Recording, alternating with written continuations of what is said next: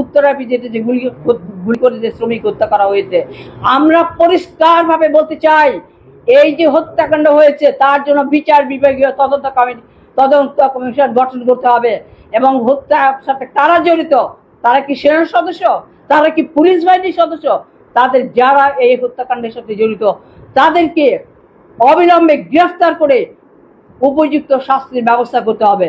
এবং যেই শ্রমিক আমাদের হাবিব ভাই যিনি নিহত হয়েছেন, মাত্র 20 বছরের একটি ছেলে, গোটা জীবন তার করেছিল এক সম্ভাবনাময় জীবন।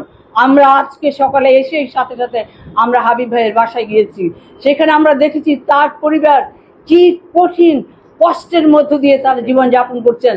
তার বাবা চিকিৎসা করতে পারছেন না, তাদের 3 বেলা খাবার নিশ্চয়তা নেই, অথচ আজকে কেউই কারখানা কর্তৃপক্ষ, ব্যবসা, সরকার কেউই আজকে ওই নিহত শ্রমিকের দিকে ফিরে তাকাচ্ছে না বন্ধুরা। সেই জন্য আমি দাবি জানাচ্ছি আপনাদের মাধ্যমে যে অবিলম্বে যে শ্রমিক নিহত হয়েছেন তাকে এক জীবনের সমপরিমাণ 50 লক্ষ টাকা ক্ষতিপূরণ তাকে দিতে হবে। অন্যান্য দাবিগুলো এখানে উল্লেখ করা হয়েছে। এই কথাটা বলে আমি আমার বক্তব্য শেষ করছি যে যদি আজকে এই যে নীলফামারীতে এসে আমরা প্রথমে হাবিব ভাইয়ের বাসায় গেছি, তারপরে আমরা এখানে ডিসি অফিসে গিয়েছি, আমরা এখানে ইপিজেডের সাথে কথা বলেছি, আমরা এসপি সাহেবের সাথে কথা বলেছি, সবার কাছে আমরা পরিষ্কার করে বলেছি। এসপি সাহেবও বলেছেন, ইপিজেড থেকেও বলা হয়েছে একটা মামলা দায়ের করা হবে।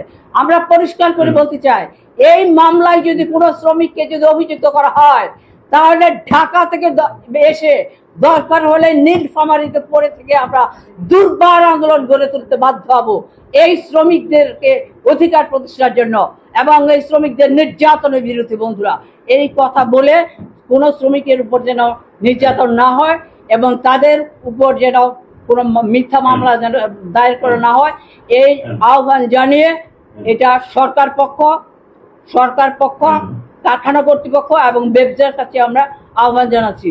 এই কথা বলে আমি আমার বক্তব্য শেষ করছি। সবাইকে ধন্যবাদ। সংগ্রামী সালাম।